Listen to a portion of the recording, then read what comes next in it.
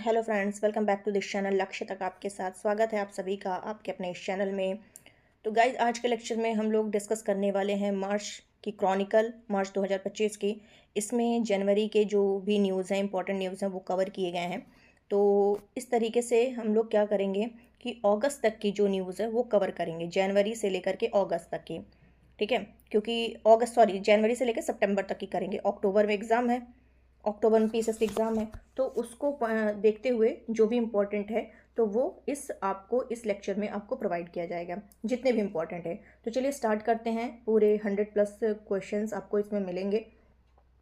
तो इसमें आप लोग देख सकते हैं जो इम्पोर्टेंट टॉपिक है ये यहाँ आपको दिख ही गया होगा। ठीक है, और इसमें हम लोग जो हैं इकोनॉमिक सर्वे और जो बजट के कुछ इंपॉर्टेंट पॉइंट्स हैं वो भी डिस्कस करेंगे। तो चलिए फटाफट देखते हैं। एक तरीके से ये आपका क्या हो जाएगा कि एक बार आप लोग क्रॉनिकल अगर पढ़े होंगे एक दो बार, उसके बाद एक बार अगर इसको सुन लेंगे, चलते फिरते बैठते सोते कभी भी इसको अगर सुन लेंगे, तो आपका ये चीज़ क्या हो जाएगा, क्लियर हो जाएगा। तो चलिए देख लेते हैं जो भी इंपॉर्टेंट फैक्ट्स हैं उसको। पहला, यहाँ पे कुछ क्वेश्चन जो आपको मिलेंगे वो यूपी स्पेशल, मतलब यूपी के करंट अफेयर्स हैं, यूपी के न्यूज़ हैं, तो उसको देख लेते पहले। जैसे इसमें कह रहा है कि इस बार उत्तर प्रदेश का स्थापना दिवस जो मनाया गया वो किस नंबर का था, 76 नंबर का था। किस नंबर का था, 76 नंबर का उत्तर प्रदेश स्थापना दिवस मनाया गया। कब मनाया जाता है, 24 जनवरी को मनाया जाता है। तो 24 जनवरी 2025 को जो मनाया गया वो 76 नंबर का था। ध्यान रखिएगा किस नंबर का था, 76 था। और इस विषय क्या रखा गया था, उत्तर प्रदेश विकास और विरासत यात्रा। उत्तर प्रदेश विकास और विरासत की यात्रा।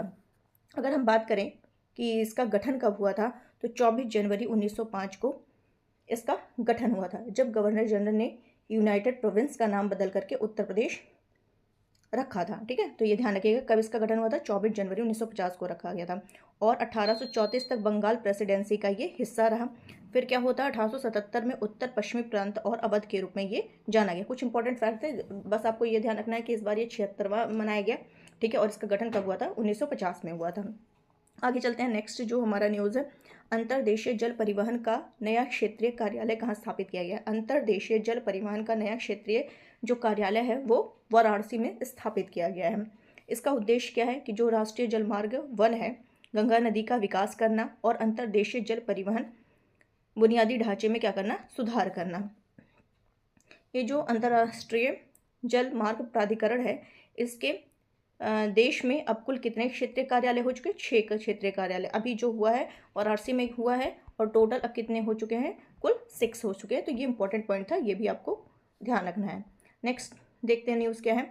काशी तमिल संगमम का तीसरा संस्करण आयोजित किया गया। काशी तमिल संगमम का कौन सा तीसरा संस्करण कब हुआ, 13 जनवरी को हुआ। ठीक है, कब हुआ, 13 जनवरी को हुआ। और इसमें ध्यान रखना है कि किसके द्वारा ये पोर्टल लॉन्च किया गया है, धर्मेंद्र प्रधान के KTS यानी काशी तमिल संगमम 3.0 के लिए पंजीकृत पोर्टल जो है ये लॉन्च किया गया है। किसके द्वारा, धर्मेंद्र प्रधान के द्वारा। और इसका जो वार्षिक कार्यक्रम है वो तमिलनाडु और वाराणसी के मध्य ऐतिहासिक, जो तमिलनाडु और वाराणसी है इसके मध्य ऐतिहासिक सभ्यता संबंधी संबंधों को मजबूत करने का इसका क्या है, लक्ष्य होता है। अगर बात करें तो 15 से 24 फरवरी 2025 तक ये वाराणसी में, ये ध्यान रखना है कि ये जो काशी तमिल संगमम 3.0 है ये कहाँ आयोजित किया गया, तो बनारस में किया गया, वाराणसी में किया गया। कब से कब तक, 15 से 24 फरवरी तक ये आयोजित किया गया। और इसकी थीम क्या रखी गई, सिद्ध चिकित्सा प्रणाली, शास्त्रीय तमिल साहित्य और सांस्कृतिक एकता में ऋषि अगस्त्य के योगदान को उजागर करना। ठीक है, तो ध्यान रखना है कि इसकी जो थीम थी, इसका जो विषय था वो किस ऋषि के उस पर योगदान पर रखा गया है, तो ऋषि अगस्त्य के योगदान को ये उजागर करेगा। ठीक है, नेक्स्ट चलते हैं। नेक्स्ट मोस्ट इंपॉर्टेंट ये भी है, धनावरी वेटलैंड। क्या है, धनावरी वेटलैंड। तो धनावरी जो वेटलैंड है वो कहाँ पर, उत्तर प्रदेश में ये है। और ये जेवर एयरपोर्ट के पास गौतम बुद्ध नगर जिले में स्थित है। इंपॉर्टेंट है, ध्यान रखिएगा, ऐसे पूछ सकता है कि ये कहाँ पर स्थित है, तो गौतम बुद्ध नगर जिले में स्थित है, जेवर एयरपोर्ट के पास। नेक्स्ट न्यूज़ देखते हैं क्या है। 2024 में अयोध्या राम मंदिर जो है उत्तर प्रदेश का सबसे बड़ा पर्यटन स्थल बनकर के उभरा है। उत्तर प्रदेश का सबसे बड़ा पर्यटन स्थल बनकर के उभरा है कौन सा, अयोध्या राम मंदिर। इसने ताजमहल को पीछे छोड़ते हुए। ठीक है, तो 70% यहाँ पे ये वृद्धि देखी गई है। नेक्स्ट चलते हैं। 85th, एक मिनट, 85th अखिल भारतीय सभापति सम्मेलन, 85th अखिल भारतीय सभापति सम्मेलन कब हुआ? 20 जनवरी 2025 को ये आयोजित किया गया। इसका आयोजन कहाँ, ये ध्यान रखना, कहाँ आयोजित किया गया? तो पटना में किया गया। अखिल भारतीय सभापति सम्मेलन जो है बिहार के पटना में आयोजित किया गया। और इसकी अध्यक्षता किसने की है? वो किए हैं, क्या नाम है इनका, लोकसभा स्पीकर हैं ओम बिरला के द्वारा इसका उद्घाटन किया गया है। इसकी थीम क्या रखी गई है? संविधान की 75वीं वर्षगांठ के परिप्रेक्ष्य में संवैधानिक मूल्यों को मजबूत करने में संसद और विधानमंडल का क्या योगदान है, उसी पर यह थीम रखी गई है। नेक्स्ट क्वेश्चन है 31वीं राष्ट्रीय बाल विज्ञान कांग्रेस कहाँ आयोजित किया गया? भोपाल में आयोजित किया गया। 31वीं राष्ट्रीय बाल विज्ञान कांग्रेस जो है ये 6 जनवरी 2025 को भोपाल में आयोजित किया गया है। इसकी थीम क्या रखी गई है? स्वास्थ्य और कल्याण के लिए पारिस्थितिकी तंत्र को समझना। स्वास्थ्य और कल्याण के लिए पारिस्थितिक तंत्र को समझना इसकी क्या रखी गई? थीम रखी गई। काफ़ी इंपॉर्टेंट है, ये सब ध्यान रखिएगा।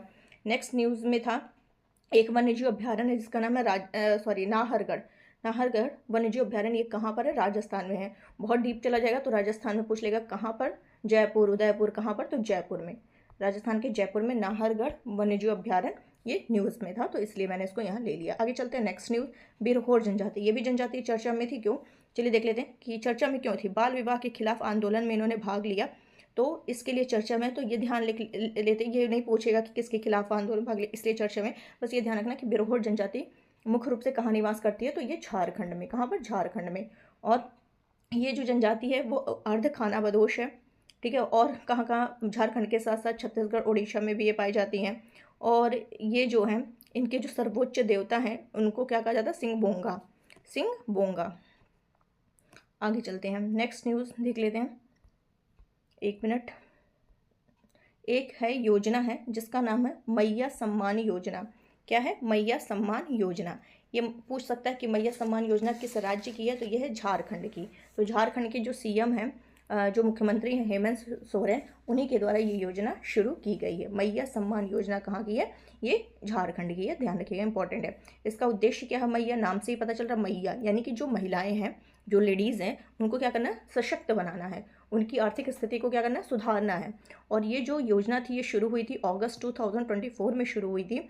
और इसमें ये ध्यान रखना है कितने वर्ष से कितने उम्र तक की महिलाओं को लिया गया है? 18 to 50, 18 से 50 यानी 18 से 50 वर्ष की जो महिलाएं हैं इनके लिए प्रत्यक्ष वित्तीय सहायता के लिए ये क्या शुरू किया गया? क्या योजना का नाम है? मैया सम्मान योजना, झारखंड में। और 18 से 50 वर्ष, ये ध्यान आपको रखना है। नेक्स्ट चलते हैं, 38वां राष्ट्रीय खेल का आयोजन कहाँ किया गया है? उत्तराखंड में आयोजित किया गया है 38वां। और 37वां कहाँ था? 37वां गोवा में था। और 38वां कहाँ आयोजित किया गया? उत्तराखंड में किया गया। इसका उद्घाटन किसने किया? प्रधानमंत्री के द्वारा किया गया है। कब किया गया है?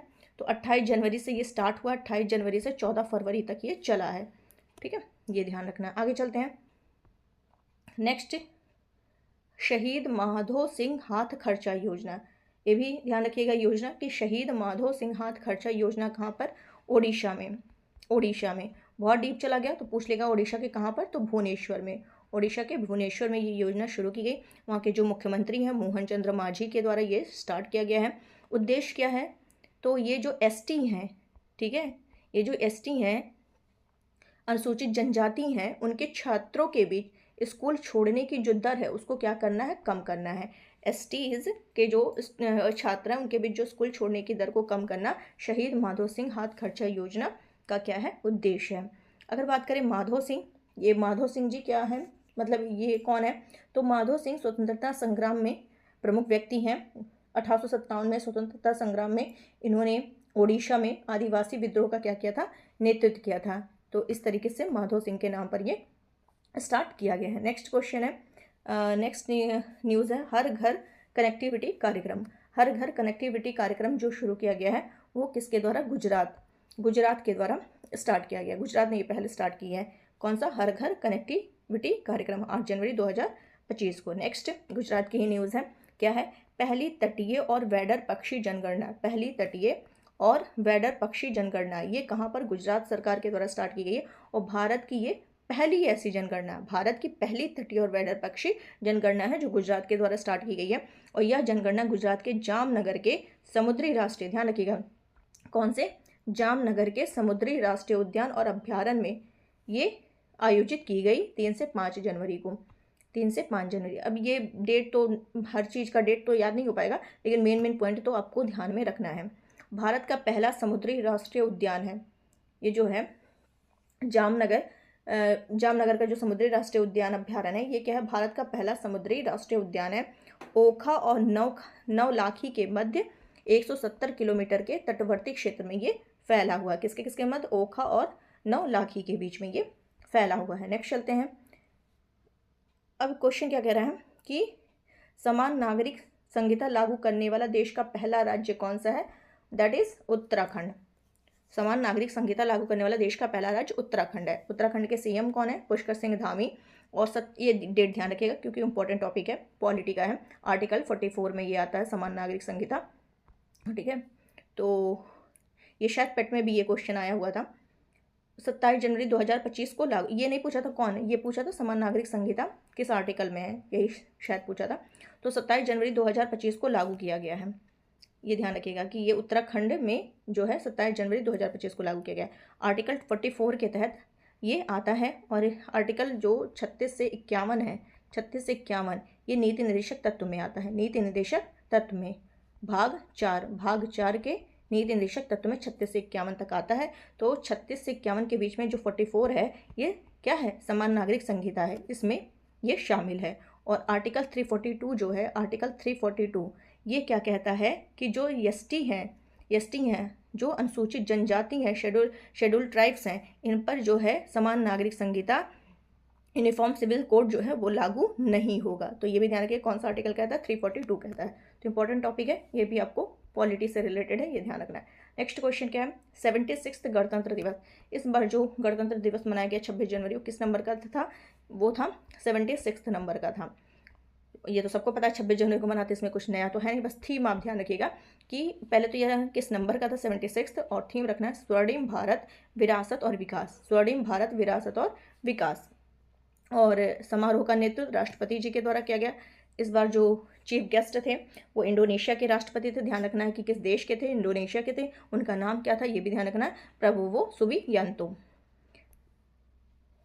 अब इसमें किया क्या गया, जो बिरसा मुंडा जी हैं उनका इस बार कौन सी जयंती मनाई गई, 150 यानी 150वीं जयंती के मतलब 150वीं जयंती और संविधान लागू होने के 75 वर्षों को समर्पित झांकियां इसमें प्रदर्शित की गईं।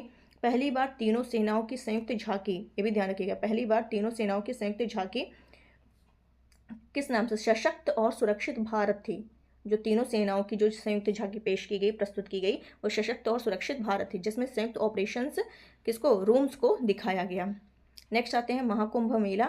महाकुंभ मेला कब से स्टार्ट की गई, 13 जनवरी से 45 दिन तक ये थी। अभी ये आगे और मिलेगा, फिर उसमें आगे और डिटेल में इसको डिस्कस करेंगे। अभी चलते हैं, क्या कह रहा है कि 100%, 100% पाइप जल आपूर्ति का लक्ष्य प्राप्त कौन कर लिया है, तो वो है पंजाब, 100% पाइप जल आपूर्ति का लक्ष्य किसने किया, पंजाब। सभी ग्रामीण घरों में 100% आपूर्ति। नेक्स्ट क्या है, INS सूरत, INS सूरत, INS नीलगिरी, INS वागशीर, ये राष्ट्र को समर्पित किया गया है। अब इसके बारे में हम लोग जान लेते हैं, मोस्ट इंपॉर्टेंट ये भी है। वैसे जितने भी न्यूज़ यहाँ कवर किए गए हैं ना, वो इम्पॉर्टेंट देख करके ही किए गए हैं, कोई फालतू की न्यूज़ इधर उधर की नहीं ली गई है। उस क्रॉनिकल, एक तो पतली मैगजीन आती है, तो उस क्रॉनिकल पतली मैगजीन से भी जो बहुत ही इंपॉर्टेंट लगे हैं वही इसमें डिस्कस किया जा रहा है, तो आप डायरेक्ट इसको देख सकते हैं।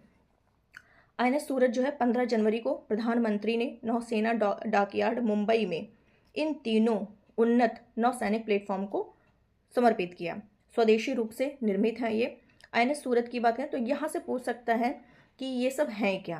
पहली चीज़ तो ये जो है इसको कहाँ पर समर्पित किया गया, तो मुंबई में इन 3 उन्नत नौसेना डॉकयार्ड, मुंबई में इन 3 उन्नत नौसैनिक प्लेटफॉर्म को समर्पित किया गया। INS सूरत क्या है, विध्वंसक युद्धपोत है। क्या है, INS सूरत विध्वंसक युद्धपोत है। और नीलगिरी क्या है, INS नीलगिरी, ये फ्रिगेट युद्धपोत है और ये स्वदेशी रूप से निर्मित सेंसर और हथियार प्रणाली से युक्त है। INS वागशीर की बात करें तो ये क्या है, पनडुब्बी है, पनडुब्बी है। यह कलवरी के बाद छठी P75 पनडुब्बी है। कलवरी के बाद छठी है और गुप्त संचालन में ये वागशीर क्या है, सक्षम है। नेक्स्ट चलते हैं। नेक्स्ट न्यूज़ भी आपकी काफ़ी इंपॉर्टेंट है। जडमोह सुरंग ये 13 जनवरी को प्रधानमंत्री जी ने जम्मू कश्मीर के कहाँ से, ये भी ध्यान रखना है, जम्मू कश्मीर के गांदरबल जिले में उद्घाटन किया है। जडमोह सुरंग का जो है जम्मू कश्मीर के गांदरबल जिले में उद्घाटन किया गया है। कश्मीर और लद्दाख के मध्य साल भर कनेक्टिविटी स्थापित रहेगी इससे। इस सुरंग के बन जाने से क्या हो गया है, जो कश्मीर और लद्दाख है इसके मध्य साल भर कनेक्टिविटी स्थापित हो जाएगी। और ये सुरंग श्रीनगर लेह राष्ट्रीय राजमार्ग पर गंगशीर और सोनमर्ग के मध्य जो है कितनी 6.5 किलोमीटर लंबी सुरंग और कितनी लेन की, 2 लेन सड़क सुरंग ये है। नेक्स्ट, पैन इंडिया योजना। पैन इंडिया योजना किससे संबंधित है? पैन इंडिया योजना ड्राइवर प्रशिक्षण संस्थानों की स्थापना के लिए सड़क परिवहन और राजमार्ग नितिन गडकरी ने इसकी घोषणा की है। किसके लिए? बस ये ध्यान रखना कि पैन इंडिया योजना किससे संबंधित है, तो ये संबंधित है ड्राइवर प्रशिक्षण संस्थाओं की स्थापना से संबंधित है। नेक्स्ट है प्रवासी भारतीय दिवस सम्मेलन, ये भी इंपॉर्टेंट है। तो ये इस बार जो मनाया गया 18 नवंबर का मनाया गया प्रवासी भारतीय सम्मेलन, और कब? 18 जनवरी 2025 को। कहाँ पर? ओडिशा में इसका आयोजन किया गया। 8 जनवरी को 18वां था और 8 जनवरी को स्टार्ट भी किया गया, तो थोड़ा बहुत याद रहेगा, मैच कर रहा है। थीम इसकी क्या है? विकसित भारत के लिए प्रवासी समुदाय का योगदान। विकसित भारत के लिए प्रवासी समुदाय का योगदान। आगे क्या कह रहा है? इसके इस बार चीफ गेस्ट जो थे, मुख्य अतिथि, वो त्रिनिदाद और टोबैगो की जो राष्ट्रपति हैं, क्या है इनका नाम? क्रिस्टीन कार्ला कांगालू। ये इस बार चीफ गेस्ट थी। इस बार जो 18वां प्रवासी दिवस मनाया गया उसमें जो चीफ गेस्ट थी त्रिनिदाद और टोबैगो की राष्ट्रपति क्रिस्टीना कार्ला कंगालू, और इस बार फोकस राज्य कौन था? ओडिशा। ये भी ध्यान रखना है। नेक्स्ट क्या है? एडहॉक जज तदर्थ न्यायाधीश। ये भी पॉलिटी का क्वेश्चन आ गया जो कि करंट में है। एडहॉक जज, जिसको हिंदी में कहते हैं तदर्थ न्यायाधीश, के नियुक्ति का प्रस्ताव लाया गया है। अब ये है होता क्या है, चलिए ये देख लेते हैं। पहले तो ये है कि हाई कोर्ट में मामलों के बढ़ते हुए लंबित स्टॉक को कम करने के लिए इनकी नियुक्ति की जाती है। हाई कोर्ट में मामलों के बढ़ते हुए लंबित स्टॉक को कम करने के लिए इनकी नियुक्ति की जाती है।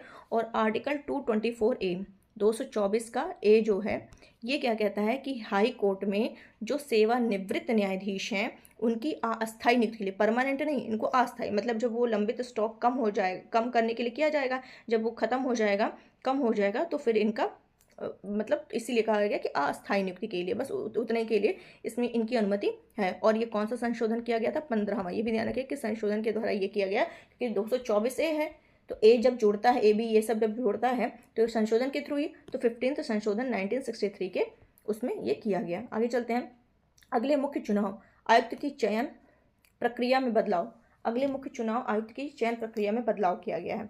तो इसमें क्या बदलाव किया गया है ये बताया गया कि एक सर्च कमेटी होगी, और किसकी अध्यक्षता में होगी? कानून मंत्री की अध्यक्षता में सर्च कमेटी होगी, जो क्या करेगी? 5 नामों की सूची तैयार करेगी।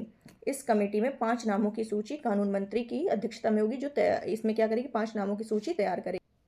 फिर उसी के हिसाब से क्या होगा, इसमें यही बदलाव किया गया। नेक्स्ट न्यूज़ क्या है? तमिलनाडु का लौह युग। तमिलनाडु का लौह युग, इतिहास में नया आयाम। क्या आया इतिहास में नया आयाम इससे लेकर के?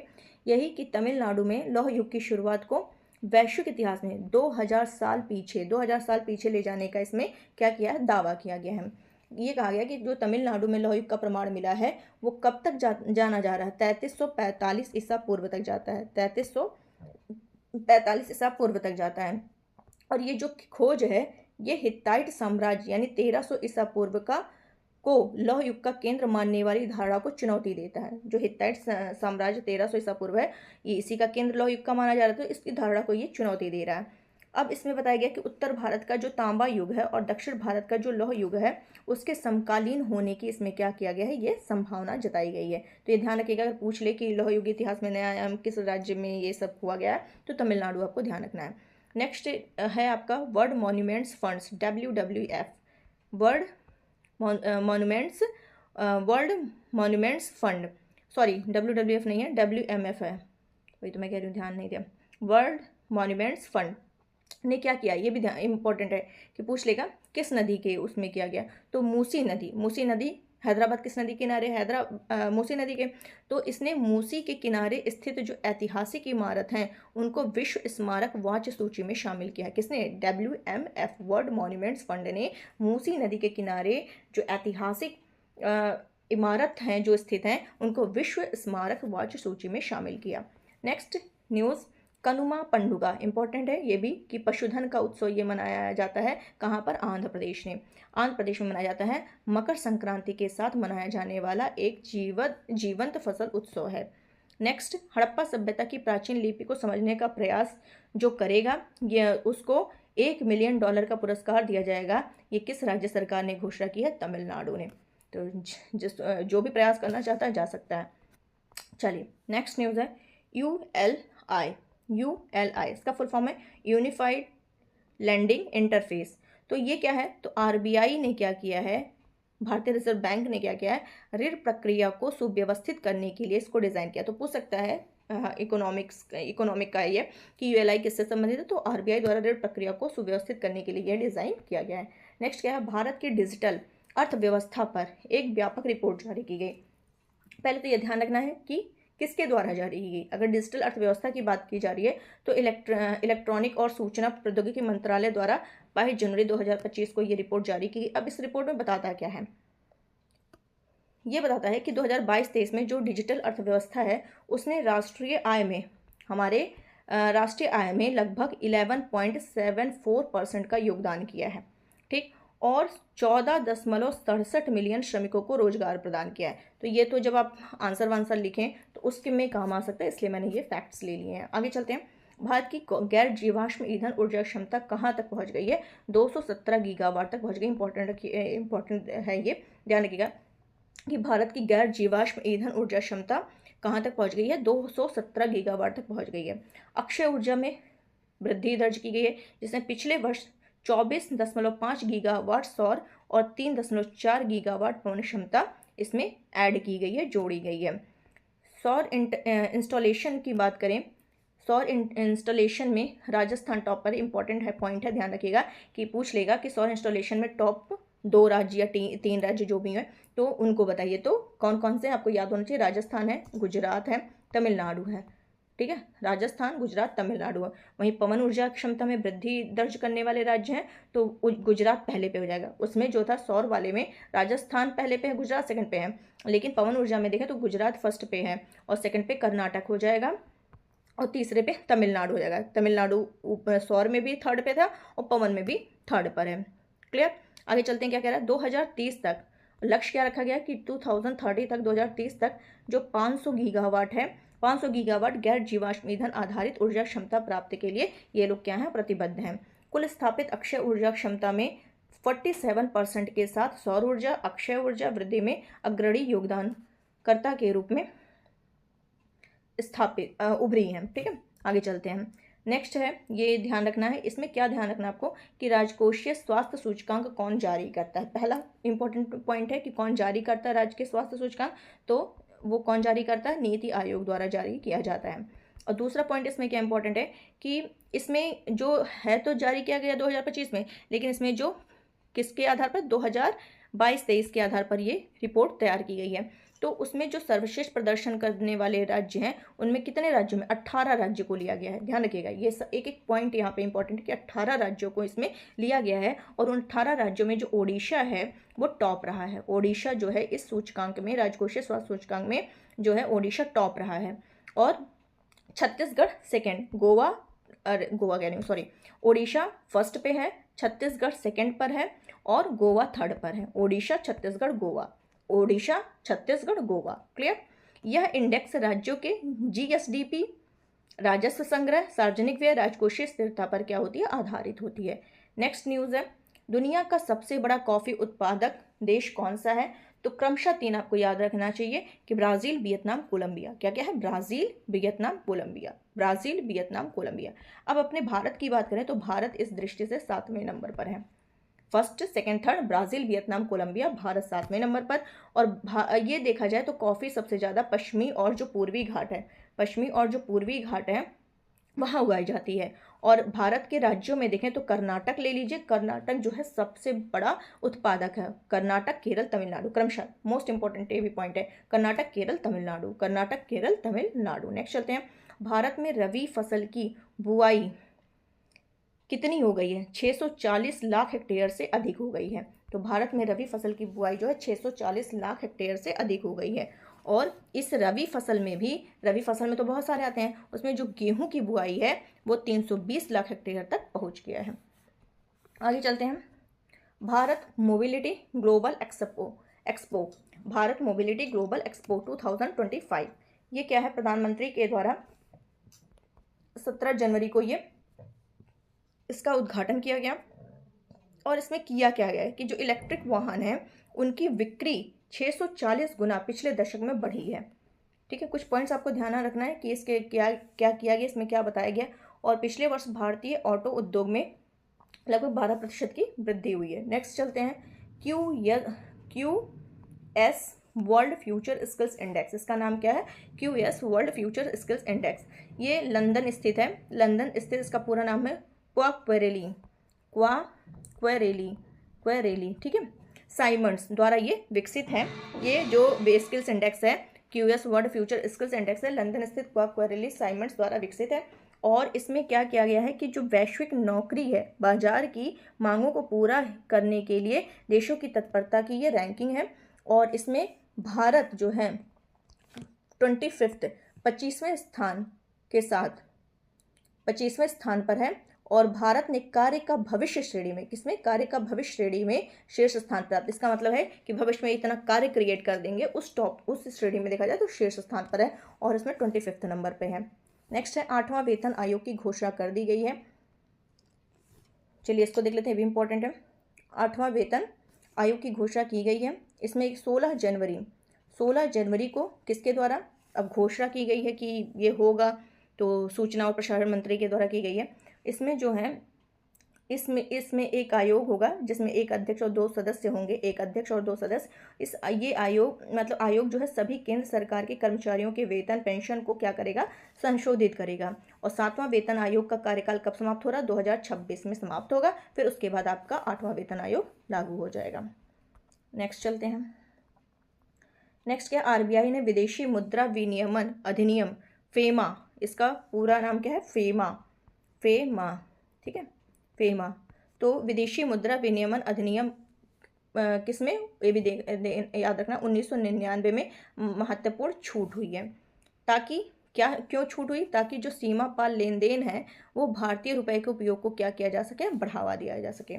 और ये जो फेमा है, ये फेरा जो है, फेरा 1973 की जगह फेमा 1919 ने ली है, ये भी पॉइंट ध्यान रखिएगा। फेमा 1999 विदेशी मुद्रा लेन देन को चालू खाता और पूंजी खाता लेन देन में क्या करता है? डिवाइड करता है।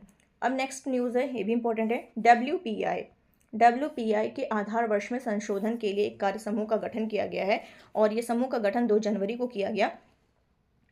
और इसमें अब क्या किया गया? जो WPI का जो आधार वर्ष 2011-12 इसमें संशोधन किया जाएगा और इसको क्या कर दिया जाएगा? 2022-23 करने के लिए इस कार्य समूह का गठन किया गया है। नीति आयोग के जो सदस्य हैं, किसकी अध्यक्षता में ये किया जाएगा?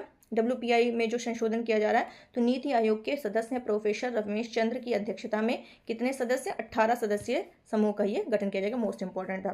नेक्स्ट चलते हैं, डोनाल्ड ट्रंप दूसरी बार अमेरिका के राष्ट्रपति बने हैं। किस नंबर के बने हैं? 47वें नंबर के बने हैं, रिपब्लिकन पार्टी के, ठीक है। और 20 जनवरी, ये भी ध्यान रखिएगा डेट की 20 जनवरी, क्योंकि इसमें इसी दिन को शपथ ली जाती है। 20 जनवरी 2025 को इन्होंने शपथ लिया है।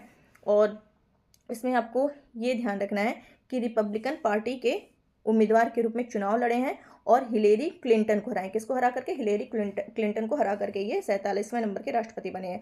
और यहाँ पे जो अमेरिका में राष्ट्रपति का चुनाव होता है हर 4 साल में होता है। और 20 जनवरी को शपथ ग्रहण समारोह यहाँ पर आयोजित होता है।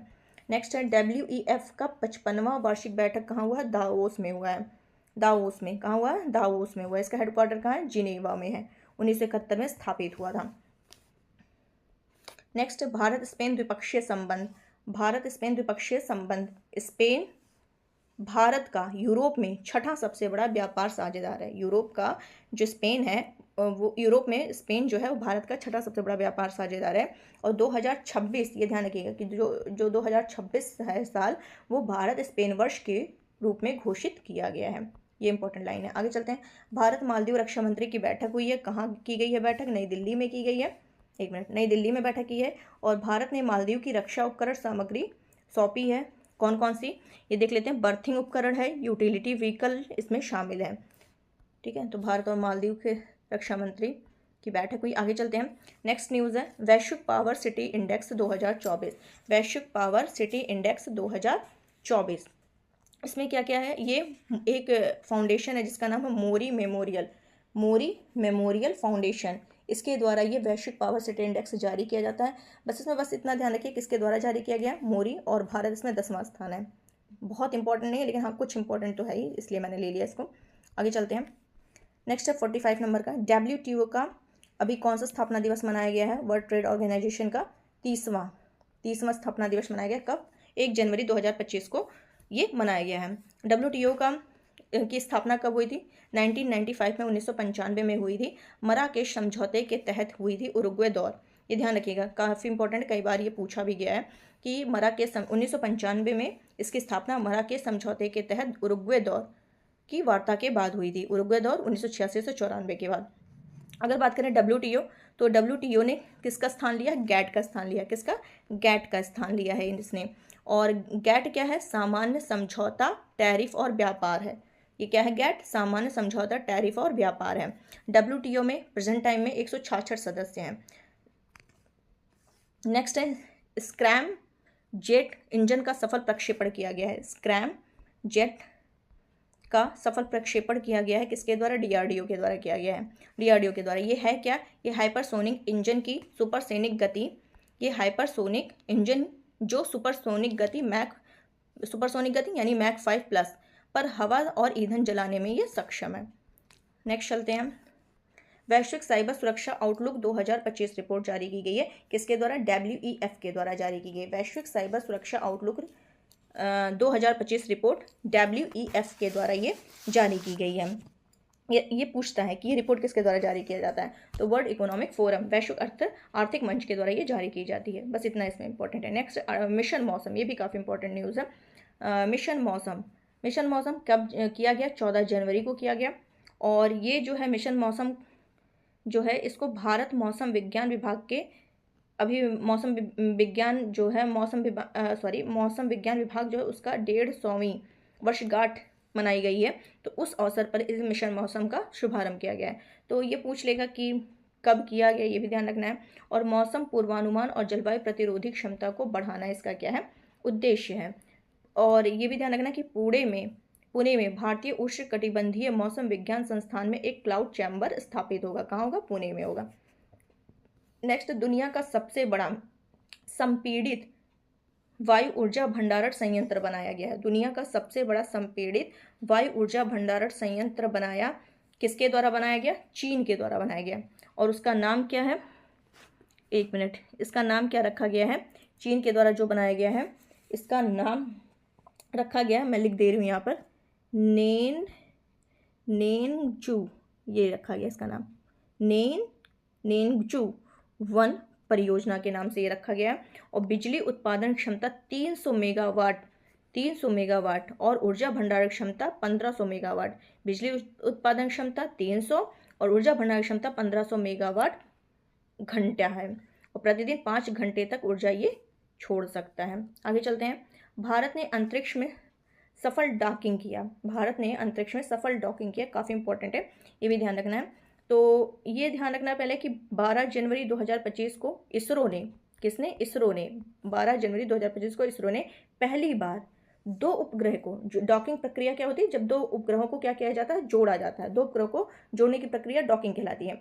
तो इसने क्या किया? भारत ने अंतरिक्ष में सफल डॉकिंग किया, यानी किसके द्वारा? पहली बार इसने किया, 2 उपग्रहों को जोड़ा। इसमें सफल हुआ कौन? इसरो। और ये ऐसा करने वाला ये चौथा देश है। भारत कौन सा? चौथा है। यानी इसके पहले अमेरिका, रशिया और चाइना के बाद ये भारत है, चौथा देश है इसमें जो ये सफल हुआ है। डॉकिंग का अर्थ क्या होता है? एक ही कक्षा में जो चल रहा 2 अंतरिक्षयान है उसको क्या करना? आपस में जोड़ना क्या है? डॉकिंग प्रक्रिया है। और इसमें स्पेडेक्स मिशन जो है, स्पेडेक्स मिशन जो स्टार्ट किया गया था 30 दिसंबर 2024 को, 30 दिसंबर 2024 को स्पेडेक्स मिशन स्टार्ट किया गया था। तो इसमें 2 उपग्रहों को शामिल किया गया है जिन्हें अलग अलग प्रक्षेपित किया गया था। ठीक है, तो ये सारे पॉइंट्स मोस्ट इंपॉर्टेंट है, ध्यान रखना है। आगे चलते हैं, नेक्स्ट न्यूज़ है, 51 नंबर का है क्वेश्चन है, UNCEBD, ध्यान रखिएगा, UNCEBD में इसको शामिल किया गया, भारत को शामिल किया गया है। अगर बात करें UNCEBD की, तो इसकी स्थापना 2014 में 2014 में हुई थी और प्रेजेंट टाइम में इसमें टोटल 31 सदस्य हैं। ये समिति जो है लगभग 4 बार, एक वर्ष में 4 बार बैठक करती है, सालाना 4 बार बैठक करती है। और ये क्या करती है, आधिकारिक आंकड़ों के लिए बिग डेटा का उपयोग करने में ध्यान केंद्रित करती है। तो बस यह ध्यान रखिए कि स्थापना कब हुई थी, भारत इसमें शामिल किया गया है और प्रेजेंट टाइम में क्या है, और बस इतना ही याद कर लेंगे, काफ़ी इंपॉर्टेंट है, मतलब इतना ही काफ़ी है। नेक्स्ट है genome India project. Genome India project important है, ये भी 9 जनवरी को स्टार्ट किया गया, किसके द्वारा, प्रधानमंत्री नरेंद्र मोदी जी के द्वारा स्टार्ट किया गया जीनोम इंडिया प्रोजेक्ट 9 जनवरी को। क्लियर, जीनोम जीनोम जीनोम 9, अब इसको कैसे आता है, जीनोम तो ऐसे कर लीजिए, 9 जनवरी, जीनोम जनवरी का डिस्कस कर रहे हैं, जीनोम 9 जनवरी जी, वैसे ही इसमें तो 9 जनवरी भी निकल जाता है, 9 जनवरी को स्टार्ट किया गया। उद्देश्य भारतीय, क्योंकि अब क्वेश्चन क्या है, ऐसे ही क्वेश्चन आ रहे हैं, ये नहीं पूछेगा क्या है, किसके द्वारा किया गया, ये कूट में दे देगा कब शुरू किया गया, तो प्रधानमंत्री के द्वारा 9 जनवरी को। उद्देश्य क्या है, भारतीय जनसंख्या के लिए संदर्भ जीनोम तैयार करना। यह जो है, यह परियोजना भारत सरकार के जैव प्रौद्योगिकी, ये भी ध्यान रखिएगा, किसके द्वारा स्टार्ट किया गया, तो जैव प्रौद्योगिकी विभाग के द्वारा 2020 में ये शुरू किया गया था। नेक्स्ट 53 नंबर का क्वेश्चन क्या है, इसरो ने अंतरिक्ष में, ये क्वेश्चन आया हुआ है, कब आया है, अभी जो 7 को पेट का एग्जाम हुआ उसमें ये क्वेश्चन पूछा है, 7 के पेट में ये क्वेश्चन पूछा है, फर्स्ट शिफ्ट में शायद ये क्वेश्चन आया हुआ है, जरा देख लीजिएगा। इसरो ने अंतरिक्ष में किसके बीजों को सफलतापूर्वक उगा लिया, तो वो क्या है, लोबिया है, लोबिया की फसल को। ठीक है, और नेक्स्ट क्या है, भारत साइबर हमले में किस स्थान पर है, सेकंड पर है, फर्स्ट पे कौन है, अमेरिका है, फर्स्ट पर अमेरिका है साइबर हमले में, सेकंड पर भारत है और थर्ड पर इजराइल है। नेक्स्ट चलते हैं, एक मिनट, नंबरिंग गलत हो गई लग रहा, कोई नहीं, आगे चलते हैं। इंदौर और उदयपुर यूनेस्को द्वारा मान्यता प्राप्त वेटलैंड सिटी है, ये भी इंपॉर्टेंट है। यूनेस्को द्वारा मान्यता प्राप्त वेटलैंड सिटी कौन सी घोषित की गई है, एक है इंदौर, दूसरी है उदयपुर। इंदौर कहाँ है, मध्य प्रदेश, उदयपुर कहाँ, राजस्थान। तो 25 जनवरी को ये मान्यता दी गई यूनेस्को के द्वारा। ये दोनों भारत के ऐसे पहले शहर हैं जिन्हें यह वैश्विक दृष्टि से यह मान्यता मिली है, और टोटल इस तरीके से विश्व में देखा जाए तो 31 वेटलैंड हो गए हैं। पिछोला झील राजस्थान का है, फतेह सागर झील राजस्थान का है, गोवर्धन सागर, बड़ी झील, ये सब उदयपुर में ही स्थित हैं। जेनेटिक इंजीनियरिंग मूल्यांकन के लिए नए नियम बनाए गए हैं, क्या नियम बनाए गए हैं, तो चलिए देख लेते हैं। इसमें जो नए नियम बनाए गए हैं वो किसके द्वारा संशोधन किया जाएगा, पर्यावरण वन और जल परिवहन मंत्रालय के द्वारा संशोधन किया गया है। और इस समिति की स्थापना किसके तहत की गई, यही मोस्ट इंपॉर्टेंट लाइन है कि पर्यावरण संरक्षण एक्ट 1986 के तहत की गई थी इस समिति की स्थापना। नेक्स्ट क्या है, भूजल गुणवत्ता रिपोर्ट 2024 केंद्रीय भूजल बोर्ड द्वारा जारी किया गया है। भूजल निष्कर्षण दर कितनी हो गई है, 60.4%। राजस्थान पंजाब में यूरेनियम प्रदूषण की समस्या सबसे ज़्यादा है। ऐसे क्वेश्चन आ जाते हैं कि कहाँ पर यूरेनियम प्रदूषण की समस्या कहाँ ज़्यादा है, तो राजस्थान पंजाब में है। राजस्थान, कर्नाटक और तमिलनाडु, ये जो हैं राज्य तीनों हैं, ये नाइट्रेट प्रदूषण की समस्या से सबसे ज़्यादा प्रभावित हैं। अगर बात करें गंगा ब्रह्मपुत्र नदी बाढ़ के मैदान, यहाँ पे आर्सेनिक संदूषण समस्या है, और नाइट्रेट के सेवन से ब्लू बेबी सिंड्रोम होता है, ये तो आपको पता ही होगा, कई बार क्वेश्चन में पूछा जा चुका है एग्जाम में। Next, global cyber security outlook report, global जो है साइबर सिक्योरिटी आउटलुक रिपोर्ट 2025 जारी की गई, किसके द्वारा, WEF के द्वारा, बस इसमें इतना ही। ऑक्सफैम रिपोर्ट देख लेते हैं। ऑक्सफैम रिपोर्ट 2025 जो है ये ब्रिटेन का गैर सरकारी संगठन है, जो क्या है, ऑक्सफैम इंटरनेशनल की असमानता रिपोर्ट पर आधारित है। नेक्स्ट क्या है, वैश्विक रोजगार एवं सामाजिक परिदृश्य रिपोर्ट, वैश्विक रोजगार एवं सामाजिक परिदृश्य रिपोर्ट 2025 है, जो 18 जनवरी 2025 को, अब देखो रोजगार से संबंधित है तो थोड़ा सा कॉमन सेंस लगाना है कि ये किससे संबंधित होगा, ILO के द्वारा ये जो है ये रिपोर्ट जारी की गई है। किस नाम से? ट्रेंड्स 2025 रिपोर्ट ये जारी की गई। इसमें यह बताया गया कि 2024 जो है यहाँ पर वैश्विक बेरोजगारी दर 5% पर स्थिर रही है। वैश्विक बेरोजगारी दर है ये 5% पर स्थिर रही है, जिसमें युवा बेरोजगारी दर 12.6 के उच्च स्तर पर बनी हुई है। 2026 में यही क्या हो जाएगा? 4.9 पर अनुमान लगाई गई है। नेक्स्ट रिपोर्ट है यूडाइस प्लस रिपोर्ट। ये क्वेश्चन कहीं पूछा हुआ है, कहाँ पूछा नहीं पता, मतलब लेकिन कहीं पूछा है, ये इंपॉर्टेंट है, ये भी है, चर्चा में है, तो देख लीजिए। यूडाइस रिपोर्ट जो है, यूडाइस प्लस रिपोर्ट केंद्रीय शिक्षा मंत्रालय के द्वारा जारी किया गया है। ये जारी किया जाता है, हमेशा ये जारी किया जाता है, और स्कूली शिक्षा क्षेत्र में नामांकन और बुनियादी ढांचे के रुझान पर प्रकाश में डाला जाता है। और अगर बात करें कि यूडाइस जो प्लस रिपोर्ट है, ये जो इसकी अगर बात करें यूडाइस, इसमें क्या कह रहा है कि स्कूली शिक्षा क्षेत्र नामांकन और बुनियादी ढांचे के रुझान पर ये स्थित है। और नामांकन में सबसे ज़्यादा गिरावट अगर देखा जाए कि ये जो रिपोर्ट जारी की, इसमें बताया गया कि नामांकन में सबसे ज़्यादा गिरावट कहाँ दर्ज की गई? बिहार में दर्ज की गई। उसके बाद देखा जाए तो यूपी में दर्ज की गई। उसके बाद महाराष्ट्र में, बिहार, यूपी, महाराष्ट्र में क्रमशः इसमें गिरावट देखी गई है। आगे चलते हैं। फिर और भी पॉइंट है कि आंध्र प्रदेश, दिल्ली और जम्मू कश्मीर में नामांकन में वृद्धि दर्ज की गई। कहाँ? आंध्र प्रदेश, दिल्ली, जम्मू में। यूडाइस प्लस 2018-19 में शिक्षा और साक्षरता विभाग के द्वारा शुरू की गई थी। यही लाइन आया ही था कि किसके द्वारा? शिक्षा और साक्षरता विभाग के द्वारा। कब? 18-19 में की गई थी। और ये यूडाइस प्लस जो है ये इसका 19 संस्करण है। नेक्स्ट न्यूज़ है, अभी 18वीं लोकसभा चुनाव हुई, उसके लिए सांख्यिकी रिपोर्ट जारी की गई। तो ये बताया गया कि जो सबसे ज़्यादा मतदान वाला संसदीय क्षेत्र है वो कौन सा है? धुबरी है। और सबसे कम मतदान वाला जो क्षेत्र है वो है श्रीनगर है। कुल महिला उम्मीदवार सबसे ज़्यादा कहाँ? महाराष्ट्र की, फिर उत्तर प्रदेश, फिर तमिलनाडु। महाराष्ट्र, उत्तर प्रदेश, तमिलनाडु। और महिला मतदाता की सर्वाधिक हिस्सेदारी वाला जो राज्य है, सर्वाधिक प्रतिशत हिस्सेदारी वाली जो राज्य है वो पुदुचेरी और केरल है। राष्ट्रीय दल टोटल 6 हैं, सबको पता है, एक बार यहाँ देख लीजिए, यहाँ मैंने लिख दिया है। आगे चलते हैं। नेक्स्ट, दीनदयाल उपाध्याय, ये भी इंपॉर्टेंट है। दीनदयाल उपाध्याय भूमिहीन कृषि मजदूर कल्याण योजना छत्तीसगढ़ के द्वारा शुरू की गई है। वहाँ के सीएम विष्णुदेव साय ने रायपुर में इसका शुभारंभ किया गया है। इसमें ये जो योजना है इसका उद्देश्य क्या है? जो 5.62 लाख से अधिक हैं, 5.62 लाख से अधिक जो भूमिहीन है, कृषि मजदूर हैं, बैगांव हैं, गुनियाओं हैं, उनको सालाना कितना? 10,000 रुपये वित्तीय सहायता प्रदान की जाएगी। ये भी ध्यान रखिएगा, इंपॉर्टेंट है। नेक्स्ट, इंटरनेट गवर्नेंस इंटर्नशिप और क्षमता निर्माण योजना। इसको 18 जनवरी को निक्सी ने स्टार्ट किया है। निक्सी यानी national internet exchange of India, ठीक है, एक्सचेंज ऑफ इंडिया। निक्सी का फुल फॉर्म है national internet exchange of India. तो 18 जनवरी को निक्सी ने स्टार्ट किया है इसको, और ये 2 साल पर ये कार्यक्रम आयोजित होता है, द्विवार्षिक कार्यक्रम है। इसका उद्देश्य क्या है? कि युवाओं को इंटरनेट गवर्नेंस और डिजिटल नीतियों में विशेषज्ञता प्रदान करना। और भारतीय राष्ट्रीय इंटरनेट एक्सचेंज, ये जो है निक्सी जो है, इसको हिंदी में कहते हैं भारतीय राष्ट्रीय इंटरनेट एक्सचेंज की स्थापना 19 जून 2003 में हुई थी। निक्सी की स्थापना कब हुई थी? 2003 में हुई थी। इलेक्ट्रॉनिक और सूचना प्रौद्योगिकी मंत्रालय के तत्वाधान में ये निक्सी काम करता है। माँ की रसोई पहल कहाँ स्टार्ट किया गया है? किसके द्वारा? इंपॉर्टेंट है ये भी, किसके द्वारा स्टार्ट किया गया है? उत्तर प्रदेश में स्टार्ट किया गया है, और यहाँ के सीएम योगी आदित्यनाथ जी के द्वारा ये शुभारंभ किया गया। इसका उद्देश्य क्या है? कि जो आर्थिक रूप से कमजोर वर्ग के लोग हैं उनको मात्र कितने में? मात्र 9 रुपये में पौष्टिक भी होगा और उनको भरपेट भोजन भी दिया जाएगा। और कब स्टार्ट किया गया है? महाकुंभ के अवसर पर स्टार्ट किया गया। नेक्स्ट है बीमा सखी योजना, ये भी इंपॉर्टेंट है। बीमा सखी योजना किसके द्वारा स्टार्ट किया गया? तो गोवा के जो सीएम है प्रमोद सावंत ने स्वयं पूर्ण गोवा 2.0 पहल के तहत इस योजना का शुभारंभ किया है। और बीमा सखी योजना जो है ये किसकी पहल है? और LIC द्वारा LIC की ये पहल है। गोवा यह योजना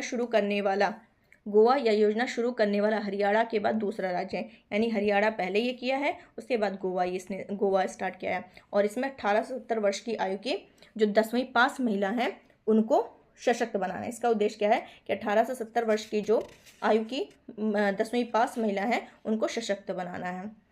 और बीमा सखी को 3 साल अवधि में, बीमा सखी जो योजना है इसका क्या ये है कि जो 3 साल की अवधि में टोटल कितने मिलेंगे? 2.16 लाख रुपए मिलेंगे। नेक्स्ट है पार्थ योजना।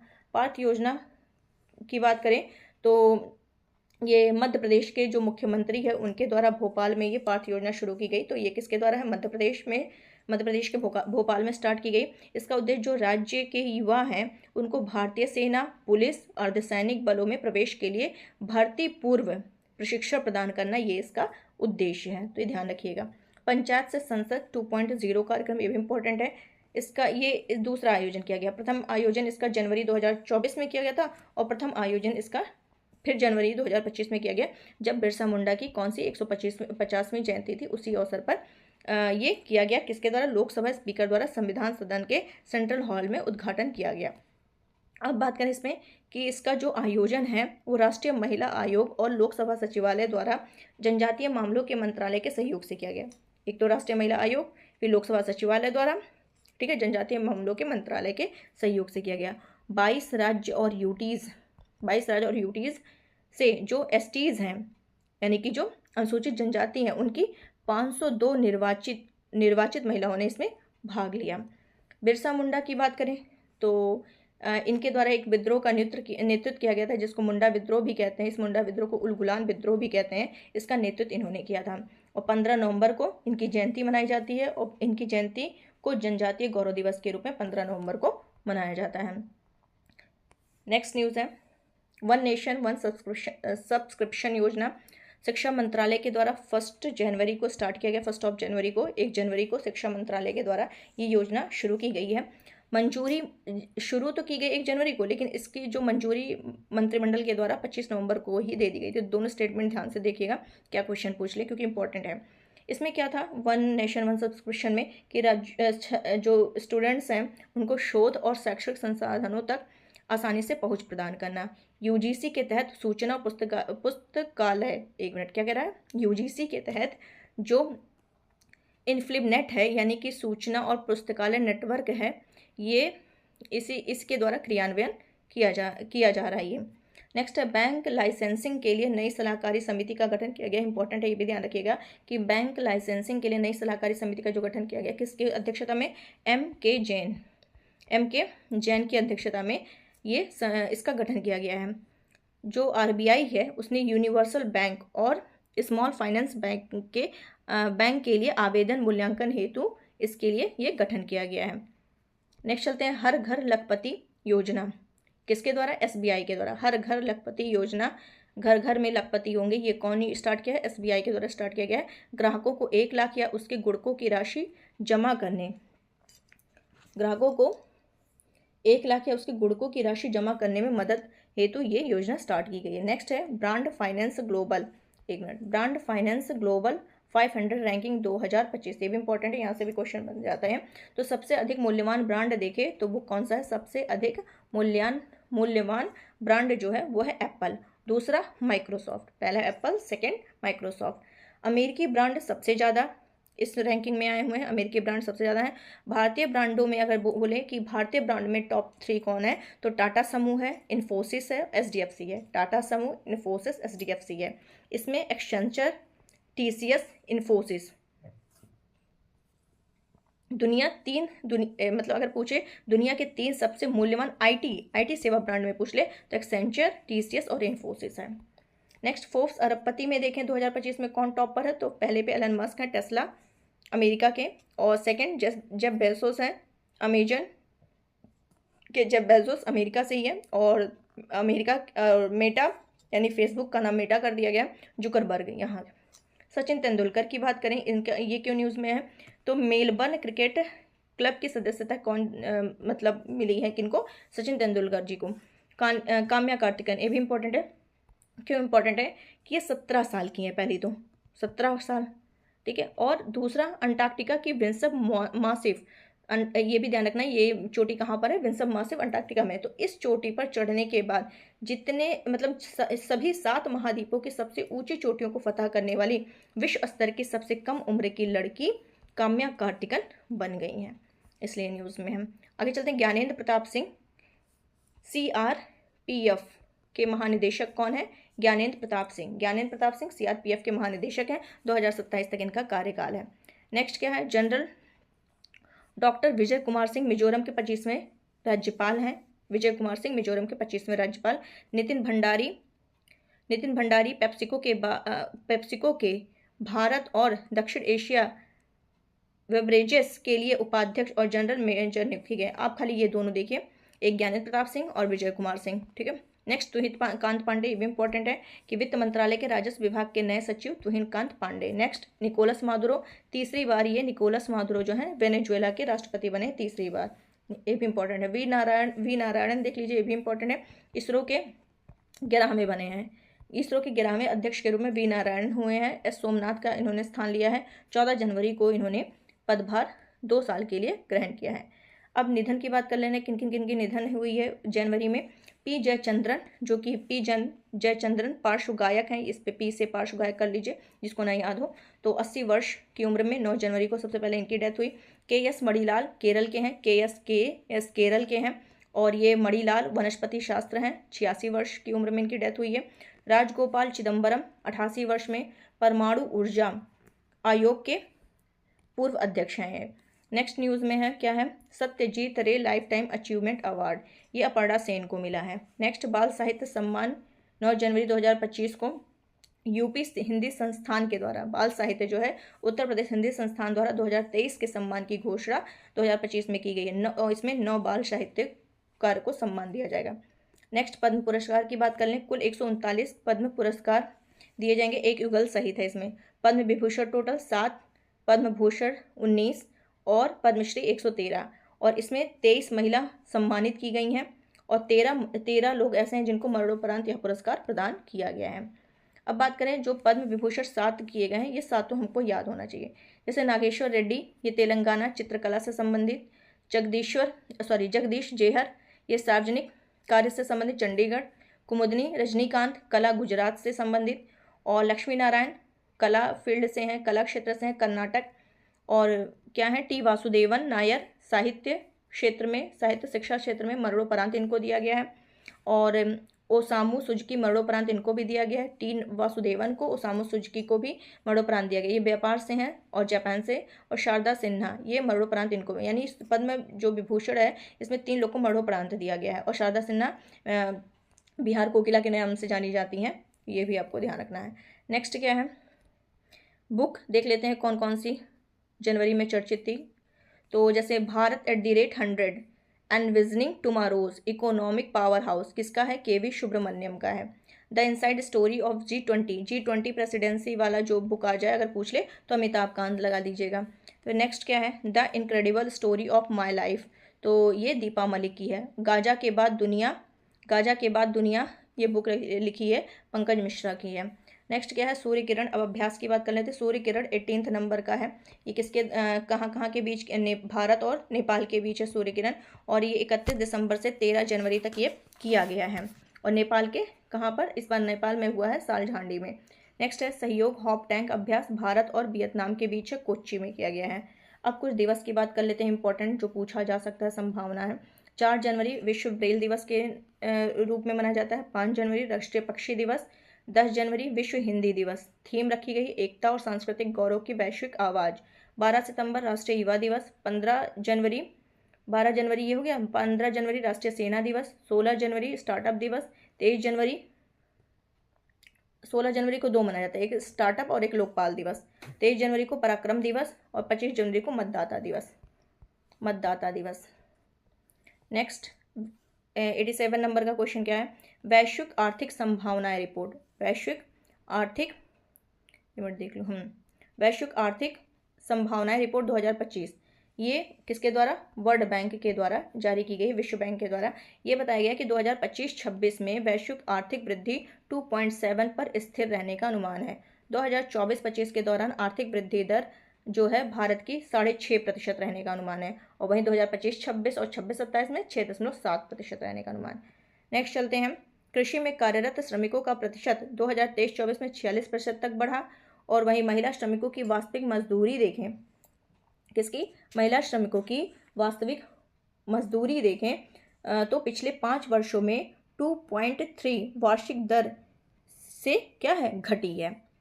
नेक्स्ट चलते हैं, नेक्स्ट है हमारा UN संयुक्त राष्ट्र world economic situation and prospectus 2025, report में क्या बताया है कि जो भारत की वृद्धि दर है 6.6% अनुमान रखी गई है और वैश्विक वृद्धि दर 2.8% रहने का अनुमान, जो कि 2024 के बराबर है।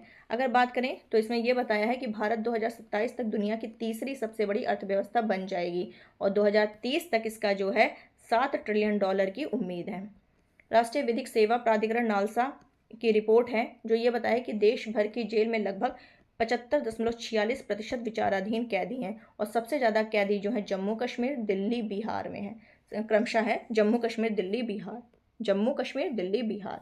नेक्स्ट क्या है, प्रधानमंत्री की आर्थिक सलाहकार परिषद द्वारा जारी आंकड़ों के अनुसार ये बताया गया है, अच्छा सॉरी ये तो गलत हो गया थोड़ा सा, कि ये जो रिपोर्ट थी क्या नाम है, प्रधानमंत्री की आर्थिक सलाहकार परिषद द्वारा जारी आंकड़ों के अनुसार जो रिपोर्ट थी इसमें यह बताया गया कि 2011 से 23 के मध्य घरेलू प्रवासियों की संख्या 12 से घटकर कितनी हो गई है, 40.20 करोड़ रहने का अनुमान है। और इसी रिपोर्ट में ये वाला पॉइंट बताया गया है, कृषि में कार्यरत श्रमिकों का प्रतिशत 2023-24 में, जब ये आप लिखोगे ना आंसर राइटिंग तब उसमें काम आएगा।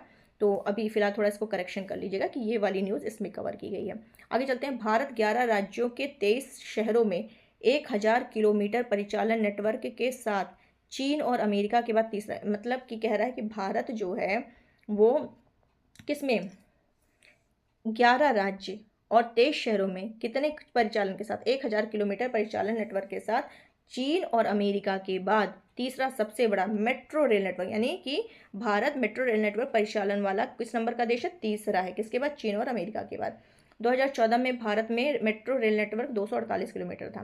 नेक्स्ट, वाणिज्य और उद्योग मंत्रालय के अनुसार भारत जो है कॉफ़ी उत्पादक की तो हम लोग पहले डिस्कस कर चुके हैं कि सातवें नंबर पर है, पहले पे ब्राज़ील, दूसरे पे वियतनाम, तीसरे पे कोलंबिया था।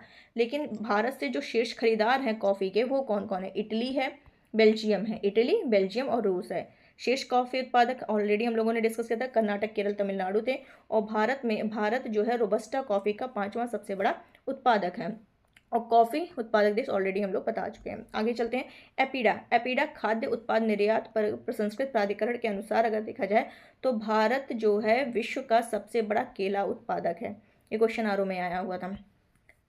नेक्स्ट चलते हैं, तंबाकू उत्पादन में भारत जो है सेकंड नंबर पर है, चीन के बाद है। और सबसे ज़्यादा तंबाकू की खेती जो होती है वो आंध्र प्रदेश में होती है, आंध्र प्रदेश, गुजरात और कर्नाटक में होती है।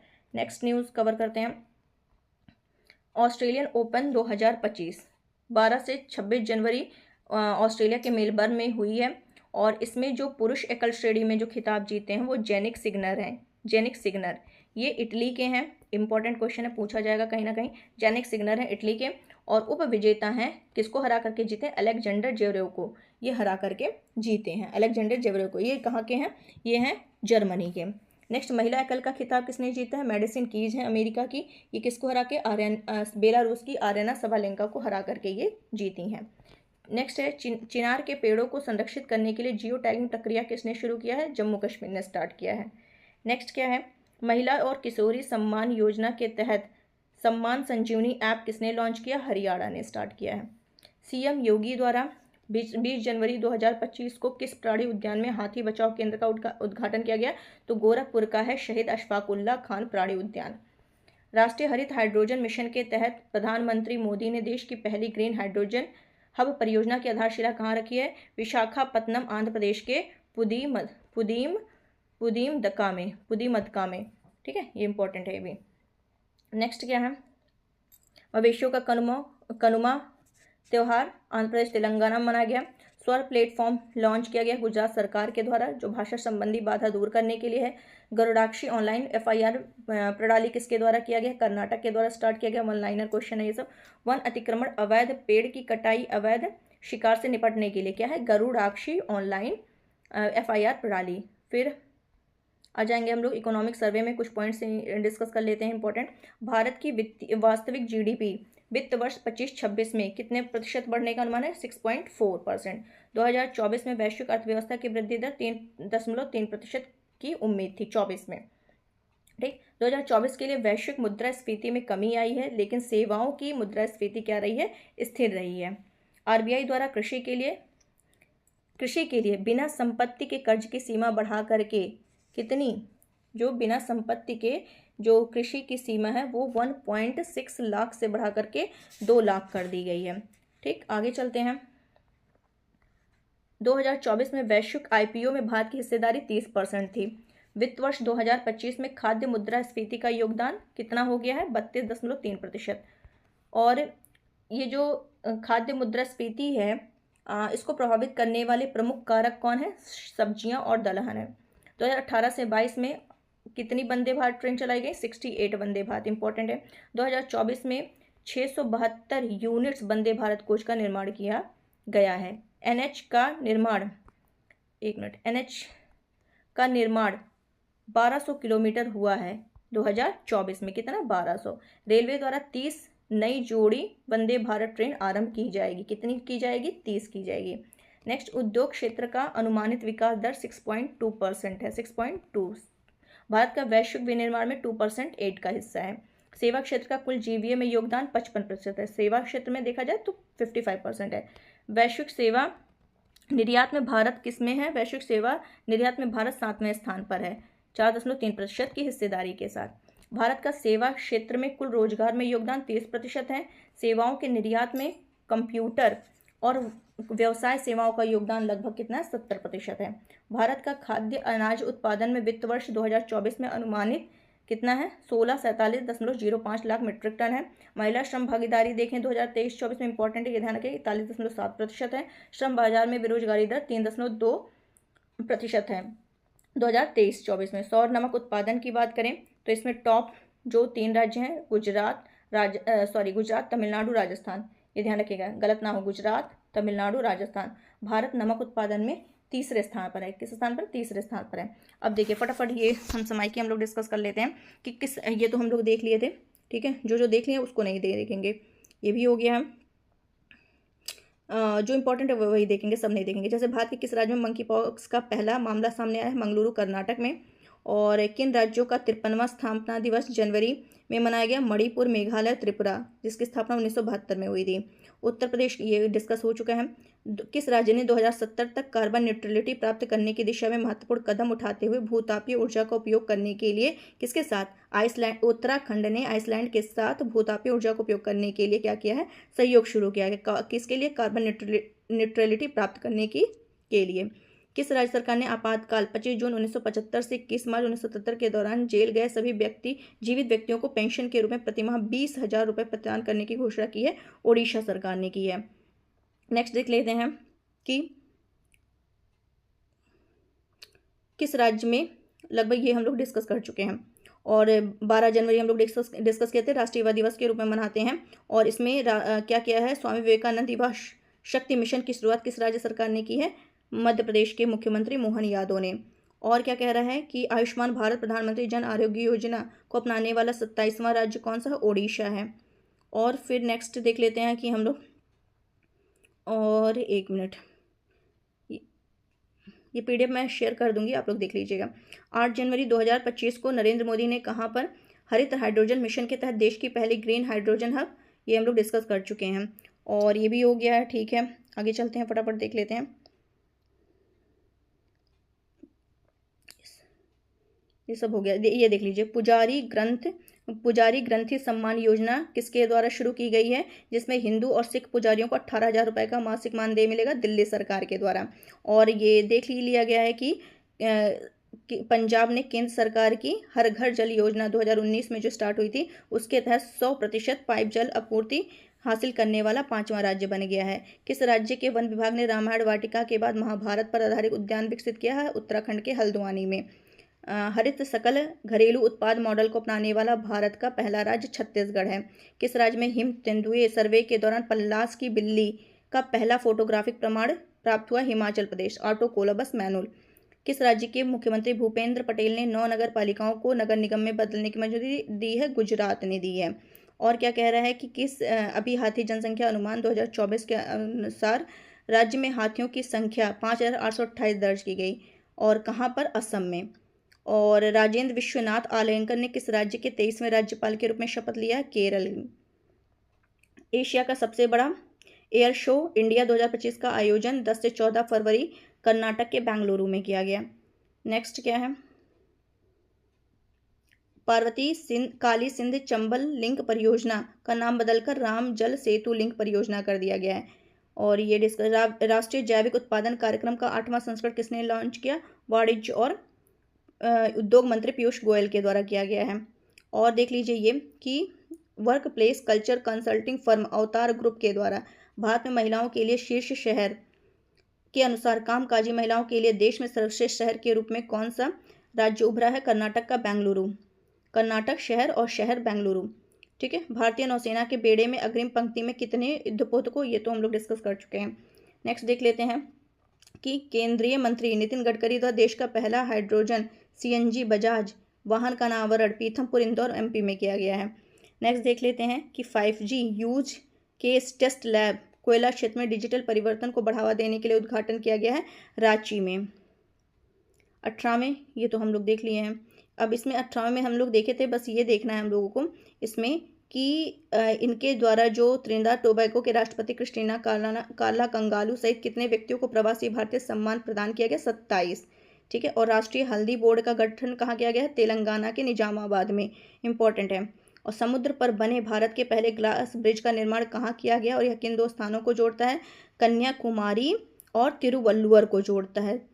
कन्याकुमारी विवेकानंद रॉक मेमोरियल और तिरुवल्लुवर की प्रतिमा को जोड़ता है। भारत ने किस वर्ष को ईयर ऑफ डिफेंस रिफॉर्म्स यानी रक्षा सुधारों का साल घोषित किया गया है? इतनी देर से बोल रही हूँ ना, इसलिए थोड़ा सा वर्ड गलत हो जा रहा है, तो उसके लिए सॉरी। भारत ने किस वर्ष को ईयर ऑफ डिफेंस रिफॉर्म्स यानी रक्षा सुधारों का साल घोषित किया? 2025। क्लियर। आगे चलते हैं। ये देख लीजिए, नितिन गडकरी द्वारा घोषित सड़क दुर्घटना पीड़ितों के लिए कैशलेस उपचार योजना के तहत 7 दिनों के लिए कितने रुपए को कवर किया गया? 1.5 लाख रुपए तक। और नेक्स्ट देख लीजिए कि केंद्रीय गृह मंत्री अमित शाह ने किसके द्वारा विकसित भारत पोल पोर्टल लॉन्च किया है, जिसका उद्देश्य कानून प्रवर्तन एजेंसियों को अंतर्राष्ट्रीय पुलिस बल के साथ कुशलतापूर्वक काम करने में सहयोग करना है, तो CBI के द्वारा। और ये तो डिस्कस हो गया था। नेक्स्ट चलते हैं। जो मैंने बताया था कि दावोस में आयोजित किया गया विश्व अर्थ मंच की 55वीं, उसमें विषय क्या था? बुद्धिमान युग के लिए सहयोगी। एक पॉइंट ये हो गया। नेक्स्ट क्या है? किस देश में बाल विवाह की प्रभावी रूप से वैध कर दिया गया और यहाँ बाल विवाह की न्यूनतम ईयर जो है इराक में 9 वर्ष की गई है। नेक्स्ट क्या है? दुनिया के सबसे सुरक्षित शहरों की सूची में पहला स्थान ऑनलाइन डेटाबेस न्यूम्बेओ के अनुसार कौन सा है? संयुक्त अरब अमीरात का अबू धाबी है। नेक्स्ट क्या है? किस देश के रक्षा मंत्रालय ने भारत से ब्रह्मोस मिसाइलों की खरीद के लिए औपचारिक रूप से $450 मिलियन के सौदे की पहल की? इंडोनेशिया।